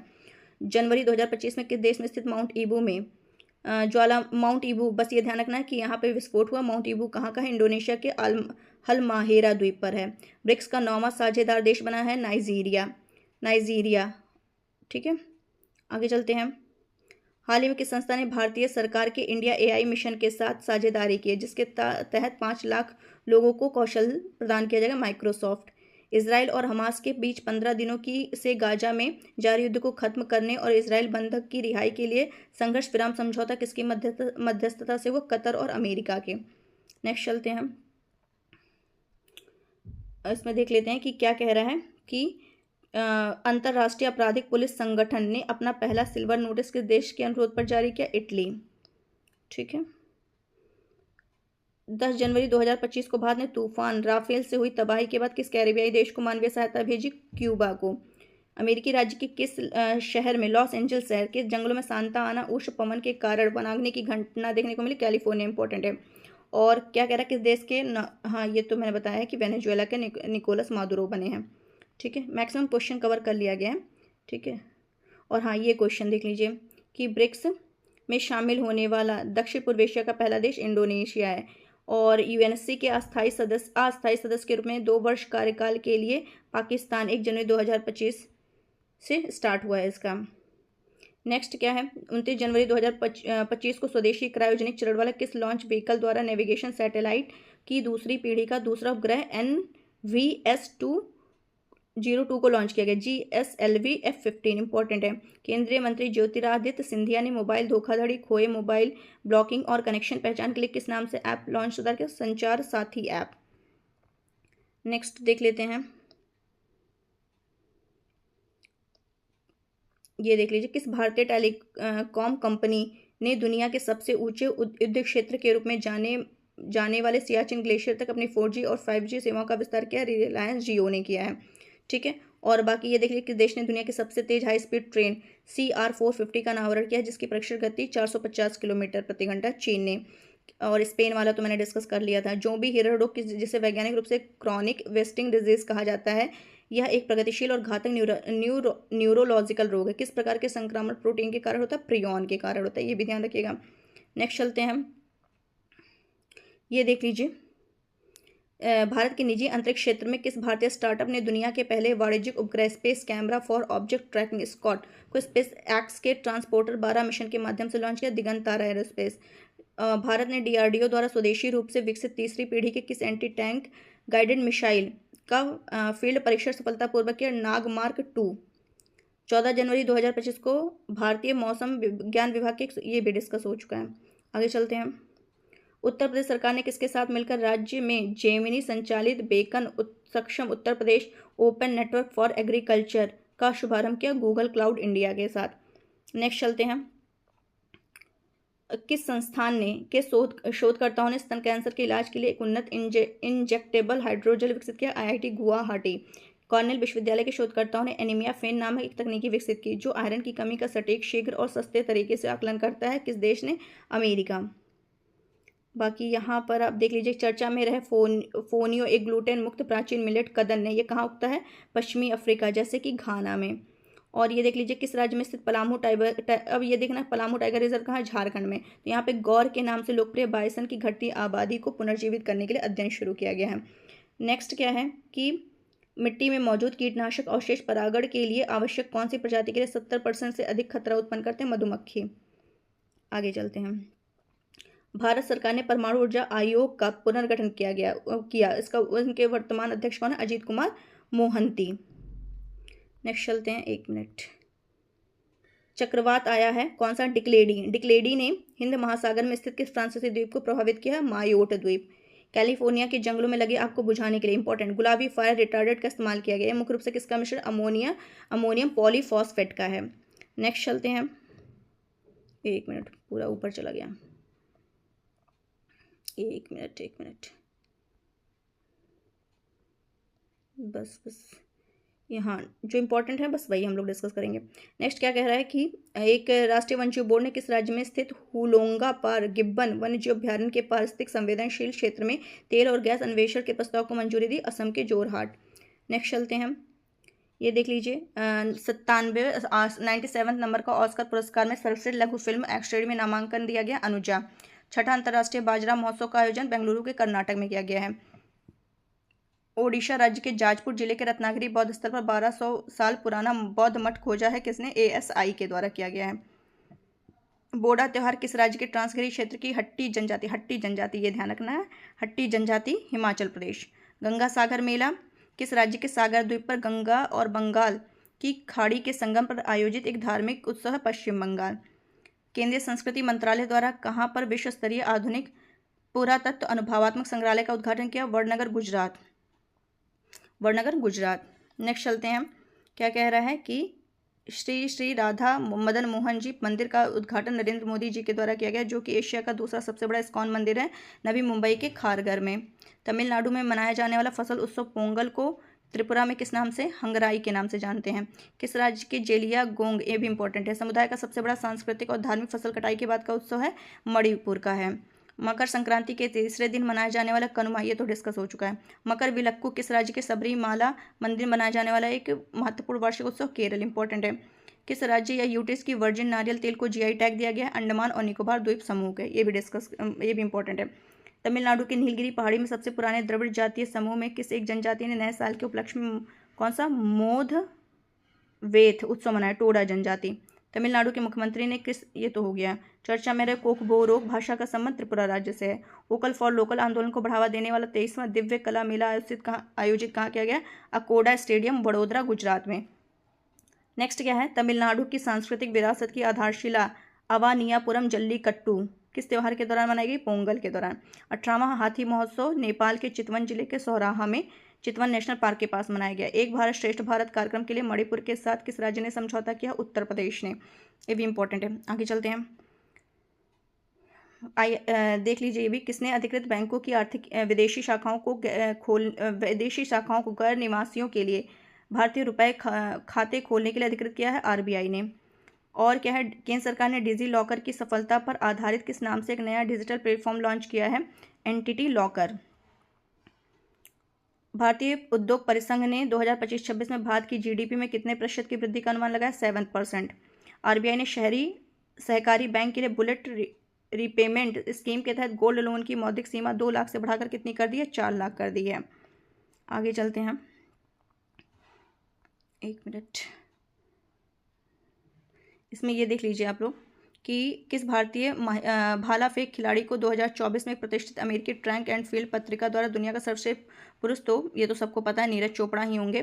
ठीक है, और प्यूमा इंडिया स्पोर्ट्स ब्रांड है जो 2 बार की ओलंपिक पदक विजेता प्रसिद्ध बैडमिंटन खिलाड़ी के साथ बहुवर्षीय साझेदारी की घोषणा की पीवी सिंधु। क्लियर। आगे चलते हैं, ये देख लीजिए, खो खो विश्व कप के प्रथम संस्करण का आयोजन नई दिल्ली में हुआ है। और इस भारतीय स्क्वैश खिलाड़ी ने मिस्र की मलिका अलकालसी को हराकर ब्रिटिश जूनियर ओपन अंडर 17 का खिताब अनहद सिंह ने जीता है। किस भारतीय गेंदबाज को दिसंबर 2024 के लिए प्लेयर ऑफ द मंथ चुना है? जसप्रीत बुमराह। क्लियर। आगे चलते हैं, अर्जेंटीना के किस फुटबॉल खिलाड़ी को अमेरिका के सर्वोच्च नागरिक पुरस्कार प्रेसिडेंशियल मेडल ऑफ फ्रीडम से सम्मानित किया गया? Lionel Messi. इंपॉर्टेंट है ये भी। ठीक है, आगे चलते हैं, बजट बस बचा है, ये भी डिस्कस कर लेते हैं फटाफट। तो ये देख लीजिए, 1 फरवरी 2025 को श्रीमती निर्मला सीतारमन वित्त मंत्री हैं जो कि केंद्रीय बजट 25-26 पेश की हैं। और इन्होंने क्या किया है? 17 प्राथमिकता के साथ। ठीक है, आगे चलते हैं, बजट अनुमान देख लेते हैं। 2025-26 में क्या है? उधारियों के अलावा कुल प्राप्तियां और कुल व्यय क्रमशः कितना रहने का अनुमान है? तो 34.96 लाख करोड़ रुपए कुल प्राप्तियां और कुल व्यय 50-65 लाख करोड़। ठीक है, आगे चलते हैं, राजकोषीय घाटा जीडीपी का कितना प्रतिशत रहने का अनुमान है? 4.4। ये इंपॉर्टेंट है, 4.4 राजकोषीय घाटा। और देख लेते हैं कि बजट 2025-26 में किस क्षेत्रों पर बजट ध्यान केंद्रित करता है? बजट 2025-26 कृषि, ग्रामीण विकास, समावेशी विकास, विनिर्माण, एमएसएमई, रोजगार, निवेश, ऊर्जा निर्यात और नवाचार जैसे मतलब 10 व्यापक क्षेत्र हैं। ठीक है, आगे चलते हैं, कृषि की बात करें। बजट में किसानों के लिए क्या लक्ष्य निर्धारित किया गया है? कि भारत को food basket of the world बनाने का लक्ष्य निर्धारित किया गया है। धन धान इंपॉर्टेंट है। कृषि योजना के अंतर्गत कितने जिले लक्षित हैं? 100 जिले। इसको हम लोग नेक्स्ट यानी फरवरी वाले में, यानी कि अप्रैल का जब डिस्कस करेंगे तो फरवरी की न्यूज़ रहेगी, तो उसमें हम लोग बहुत डिटेल में उसको पढ़ेंगे। ठीक है, तो 100 जिले लक्षित किए गए हैं। किस योजना का, कृषि योजना के लिए किस योजना का उपयोग किया गया है? प्रधानमंत्री धन धान्य कृषि योजना, और इसके अंतर्गत 100 जिले कवर किए गए हैं। कृषि योजना में कितनी धनराशि आवंटित की गई है? 10,000 करोड़ की गई है। दलहन में आत्मनिर्भरता के लिए सरकार ने क्या कदम उठाए हैं? तो इसमें 6 वर्ष के लिए दलहन में आत्मनिर्भरता का लक्ष्य रखा है। 6 वर्ष में आत्मनिर्भरता हमको मिल जाएगी। और इसमें 3 दालों पर विशेष ध्यान दिया जाएगा, तूर जिसको अरहर कहते हैं, उड़द और मसूर, ये ध्यान रखना है। मखाना उत्पादन को बढ़ावा देने के लिए क्या किया जा रहा है? यहाँ पर मखाना बोर्ड स्थापित किया जाएगा। 12.7 लाख मीट्रिक टन की वार्षिक उत्पादन क्षमता वाला एक संयंत्र कहाँ किया जाएगा स्थापित? असम के नामरूप में किया जाएगा। नेक्स्ट क्या है? एमएसएमई सेक्टर में देख लें तो इसके लिए क्रेडिट गारंटी कवर कितनी है? 10 करोड़ है। और इस योजना का मुख्य उद्देश्य क्या है? कि जो सूक्ष्म है, लघु और मध्यम उद्यम को समर्थन देना है। इसके तहत 5,000 करोड़ की राशि आवंटित की गई है। और इसके लिए क्रेडिट गारंटी योजना का नाम क्या है? प्रमुख एमएसएमई क्रेडिट योजना। विनिर्माण सेक्टर में देख लें तो क्या कह रहा है? कि मेक इन इंडिया को आगे बढ़ाने के लिए जो लघु, मध्यम और बड़े उद्योग हैं उनको शामिल करते हुए किस मिशन की स्थापना की गई है? राष्ट्रीय विनिर्माण मिशन की। इसका उद्देश्य विनिर्माण और औद्योगिक विकास को बढ़ावा देने के लिए। क्लियर। आगे चलते हैं, सरकारी स्कूलों के लिए कितने अटल टिंकरिंग लैब की स्थापना की गई है? तो वो है 50,000। इंपॉर्टेंट है, 50,000। और इस लैब का मुख्य उद्देश्य क्या है? सरकारी स्कूलों में नवाचार को बढ़ावा देना। और 5 वर्षों में, अगले 5 वर्षों में मेडिकल कॉलेज और अस्पताल में कितने सीट बढ़ाने का लक्ष्य रखा गया? 75,000। क्लियर। और स्कूल और उच्चतर शिक्षा के लिए भारतीय भाषाओं में डिजिटल रूप में पुस्तकें प्रदान करने के लिए कौन सी योजना की घोषणा है? भारतीय भाषा पुस्तक योजना। नेक्स्ट देख लेते हैं कि नए योजना के तहत गिग वर्कर्स को क्या प्रदान किया जाएगा? पहचान पत्र और स्वास्थ्य देखभाल। और इनको स्वास्थ्य लाभ किस योजना के तहत मिलेगा? प्रधानमंत्री जन आरोग्य योजना के तहत। और इनको पहचान पत्र जारी करने का क्या उद्देश्य है? कि उन्हें औपचारिक मान्यता और लाभ प्रदान किया जाए। क्लियर। और इसमें कितने धनराशि? 2,000 करोड़ धनराशि आवंटित की गई है। और शहरी चुनौती निधि योजना का क्या नाम है? प्रधानमंत्री शहरी चुनौती योजना है, जिसका उद्देश्य शहरों के विकास को बढ़ावा देना है। आगे चलते हैं। क्षेत्रीय कनेक्टिविटी के लिए कौन सी योजना मतलब कौन सी संशोधित योजना है? उड़ान योजना। इसके तहत कितने गंतव्य लक्ष्य निर्धारित हैं? 120। इसका उद्देश्य क्या है? क्षेत्रीय हवाई कनेक्टिविटी में सुधार करना, और इसके लिए 10,000 करोड़ राशि आवंटित की गई है। आवास के लिए पूछें कि कौन सा क्षेत्र स्वामी फंड से संबंधित है? ये पूछ सकता है स्वामी किससे संबंधित है? तो आवास योजना से। और इसका ये नाम क्या है? प्रधानमंत्री आवास योजना। इसके लिए 15,000 करोड़ रुपए आवंटित किए गए हैं। नेक्स्ट देख लेते हैं, अनुसंधान और नवाचार योजना का नाम क्या है? राष्ट्रीय अनुसंधान और नवाचार योजना। नेक्स्ट चलते हैं, एफडीआई से संबंधित। एफडीआई के लिए नया एफडीआई सीमा क्या है?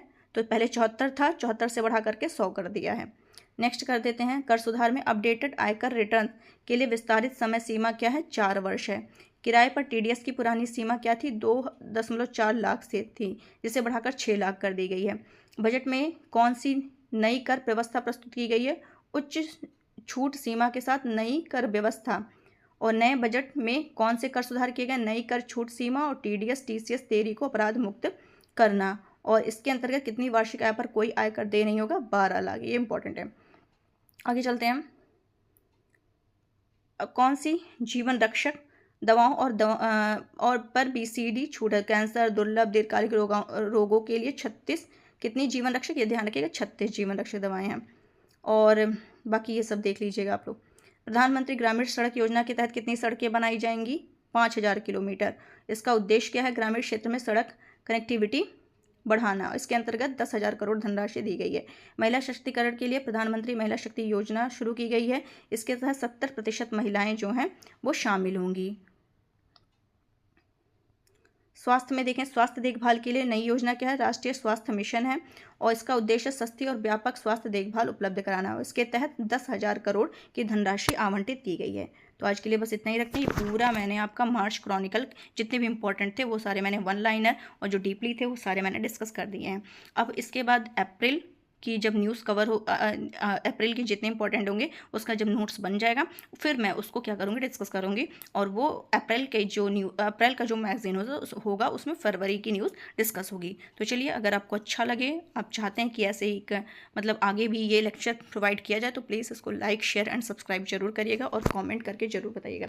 चलिए, आज के लिए बस इतना ही रखते हैं। Thank you so much.